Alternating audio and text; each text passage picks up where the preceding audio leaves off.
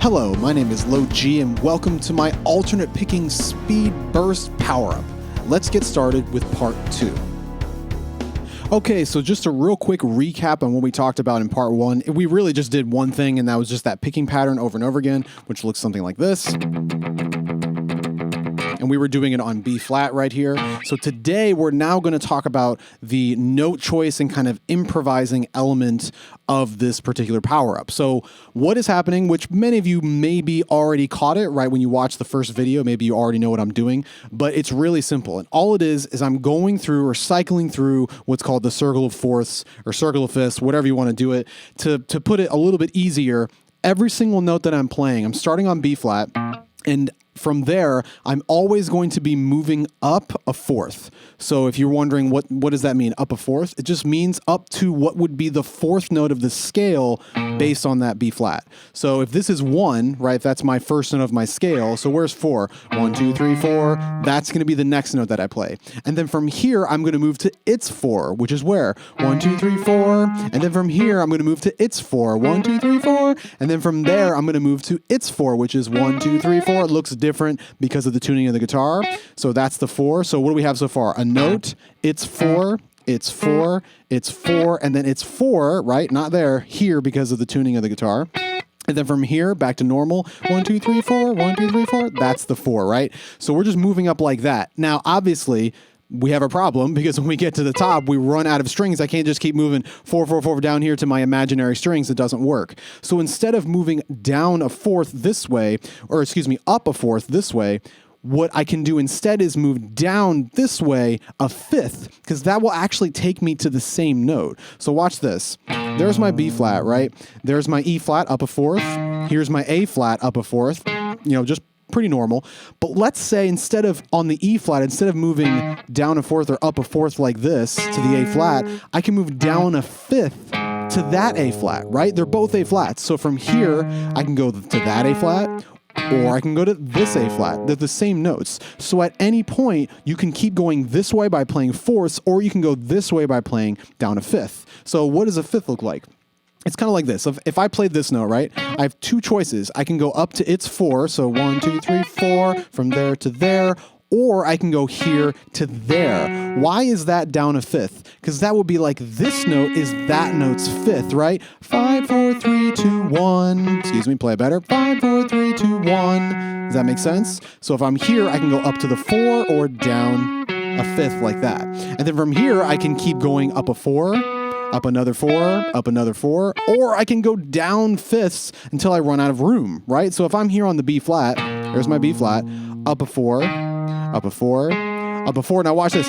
Down a fifth, down another fifth, down another fifth takes me to the E string. Then up a 4 from there is here, right? I'm doing that on one string now. So how did I know that? 1, 2, 3, 4. That's the 4, right? It's always that far apart. And then from here, I can go up a 4, up a 4, down a fifth, down a fifth, up a 4, 4, 4, 4, 5, 5, 5, 4, right? So I'm just kind of experimenting with how I'm doing it, right?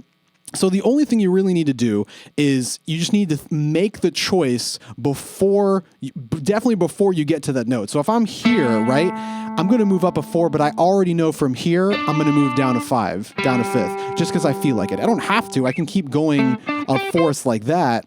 But I just want to make that choice way in advance, especially once we start to get to those high tempos. It's going to be pretty quick, so you need to be able to make these choices fast so you don't lose yourself, right? Now, this is how we're going to be improvising, by the way, over this track. So you have to stick to this structure. You have to play B flat, and then the next note has to be E flat. The next note has to be A flat, then D flat, then F sharp, then B, then here's my B down here, then E, then A, D, G, C, F, and then back to B flat. That is the circle of fifths or cycle of fifths, whatever you want to call it. It has to do that. So if you get off at any point in this track, you might have lost it and you might need to go back and restart. So it's kind of a very rigid structure, but it really tests out the mental side of this, being able to constantly keep track of where you are and if you want to move up a fourth or down a fifth, etc. So the only other thing you have to really know in here is a couple different ways to play these intervals. So for the most part, whenever I play up a four, I'll play this E flat right here. I'm either moving down to the next string, just like that, like the fours I've been playing, but I'll also move up on the same string, right? So E flat to A flat or E flat to A flat. That's always a four. 1, 2, 3, 4. It's always that distance, right? E flat to A flat. So every time I move up a four, it's one of those two, I think. It's either this one or that. And then whenever I move down a fifth, okay, I'll do it on this A flat right here. It's either down here, like a reverse power chord kind of thing, A flat to D flat, or it's here, A flat to D flat, because that's also a fifth, right? If this is a power chord, so is this. It's just a slightly different way to do it. Why would I do that? Because it all depends on what finger I happen to be playing, right? If I'm, maybe playing this A flat right here with my pointer finger, and I want to go down a fifth, I can, of course, just move my pointer finger to play that down a fifth. But what happens if the tempo's really quick and I don't have time to move with my pointer finger? Well, I know I can play it right here, and that's within the position. So it's super easy to grab. It's right there in my hands. I can already play it without moving my hand at all. So having a couple different directions to take with these intervals is super important to be able to adapt, on the fly. So again, just to recap what is happening, I'm starting on B flat, and I'm every single note from that B flat is either up a fourth or down a fifth. You can go in either direction at any time, right? So obviously, I can't go down a fifth from here because I don't have that note. That note's not available, so I can only go up a fourth. But from here, I can, of course, go up another fourth, or I can go down a fifth. Right? And you'll start to notice like little patterns. So for instance, if I play this B flat, watch what I can do. Up a fourth, down a fifth. Up a fourth, down a fifth. Up a fourth, down a fifth. Up a fourth, that's up a fourth, exactly. Up another fourth, down a fifth. Up a fourth, down a fifth. So you get little patterns like that. I'm sure you've probably heard or played these before, but there are a lot of them that are actually kind of cool. So for instance, if I start on the B flat here, I can do this.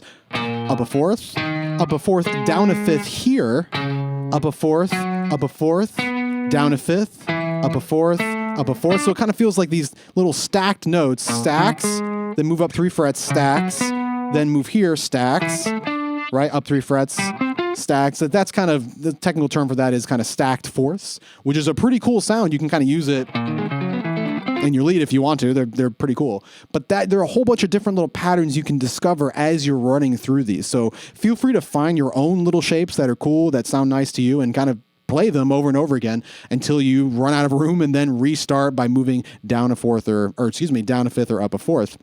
So I'm going to give you a little template to use if you're still kind of unsure about what to do with this. So this template is pretty much always going to work, and it's pretty simple, right? So we start on the B flat, we go up a fourth, then down a fifth, down a fifth. That's the template. So start on the B flat, up a fourth, down a fifth, and then from here up a fourth on the same string, and then do it all over again. So that's now my starting note, up a four, down a fifth, up a fourth on the same string, which is here now, right? 1, 2, 3, 4. Do it again. Up a four, down a five, go up a four on the same string, up a four, down a five. So it just kind of looks like these little stacks right here, and then down a fifth. Then you do it again up a fourth.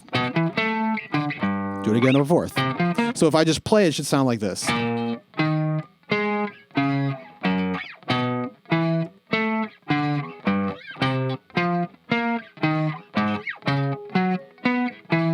Etc. And then you do that until you run out of room. And then when you get here, that's back to B flat, right? You just do it all over again, right?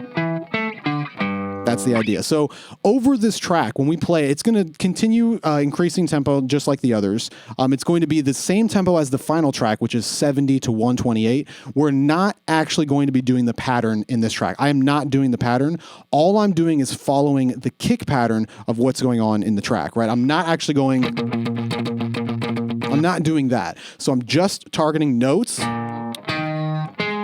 That's all I'm doing. So if you want to follow me, I'm following the kick pattern of what's going on.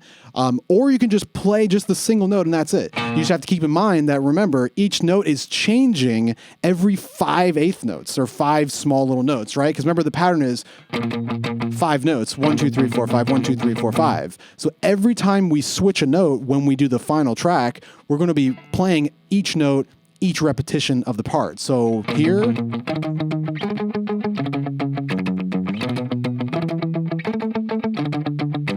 so every time I repeat the part, I'm moving either up a fourth or down a fifth, right? So you don't have to do the actual picking part for this one. If you want to just target the notes and that's it, that's totally cool. So again, what are we doing? It has to be groups of 5, right? 1, 2, 3, 4, 5, 1, 2, 3, 4, 5, 1, 2, 3, 4, 5, 1, 2, 3, 4, 5, 1, 2, 3, 4, 5, 1, 2, 3, 4, 5, 1, 2, 3, 4, 5, blah, blah, blah, blah, blah, blah, blah, blah, blah, like that. So you can do that, or you can follow me, which I'm just doubling the kick part of the track. So either way, whatever makes most sense to you. Keep it slow, keep it easy. This is more of a mental workout. This is more of a mental and kind of rhythm exercise than it is a picking exercise, at least for this part. And then once we get to the final part, we will combine everything. So again, just to recap what I'm doing, I'm starting on B flat. Make sure you start on B flat, because if you don't start on B flat, it's going to be a disaster. You have to start on B flat. Do you have to start on this B flat? Of course not. You can start on this one or that one or that one. Whichever B flat you want to start on, you can do it. But from there, you have to do the pattern once, and then the repetition of the pattern will be up a 4, then up a 4, or up 4s all the way, or down fifths, whatever makes the most sense to you. So experiment with this track. It's going to be a little tricky in the beginning, but once you get used to it, once you get used to all the different configurations of playing 1 and 4 or the 5s, like, let me play it one more time. From here, that's a 4, or from here, that's a 4. I'm either going down a string or on the same string, and then down a 5 would be this. I'm playing a note, I'll play this A flat. I'm either going there, which is perfect if I play the note with my ring finger. That pointer finger sets up down a 5 perfect. But if I play this note with my pointer finger, this note will be down a 5 because that sets it up perfectly. So you have 2 ways, from there to there or from there to there. Okay, so experiment with all the different ways to do it. See what you can come up with. If you want to just stick to the template that I mentioned, which was a note, up a 4, down a 5, down a 5, then go up a 4, do it all over again, up a 4, down a 5, etc. You can stick to that template the entire time until you get back to B flat, and then you just restart, or you can try to improvise. Remember, the goal of this track is to, of course, work on the right hand, but also to practice our thinking while we're playing, our improvising skills while we're doing this. And we're sticking to a very rigid structure, so it should kind of give you a roadmap of what notes to choose. So hopefully all that stuff makes sense. Let's get on with this track. Again, we're working up from 70 to 128, and we want to play each note groups of 5. So 1, 2, 3, 4, 5, 1, 2, 3, 4, 5, 1, 2, 3, 4, 5, 1, 2, 3, 4, 5, 1. You'll hear me though. I'm not going to just hit it once. I'm going to be doubling the kick pattern. So if you want to copy me with the kick pattern or the picking pattern that I'm doing, go ahead and do that, or you can just play it single note. So anyway, let's get on to that track.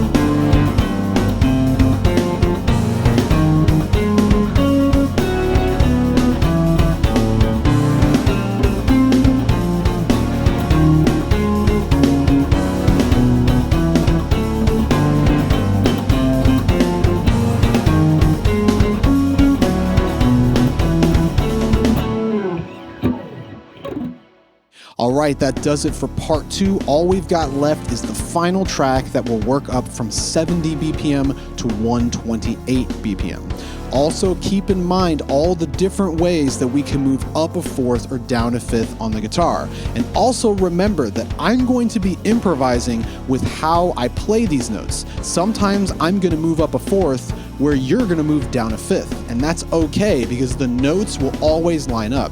Sometimes I'll be up an octave or up 2 octaves from you, or down an octave or down 2 octaves from you. But it doesn't matter because the letter names, the notes themselves will always line up. And that's kind of the fun of it, kind of hearing 2 people improvise within a set structure. So I think it sounds cool. Hope you do as well. Anyway, if you guys enjoyed this type of instructional material, feel free to check out my Patreon at the link below, and I'll see you guys in the final part.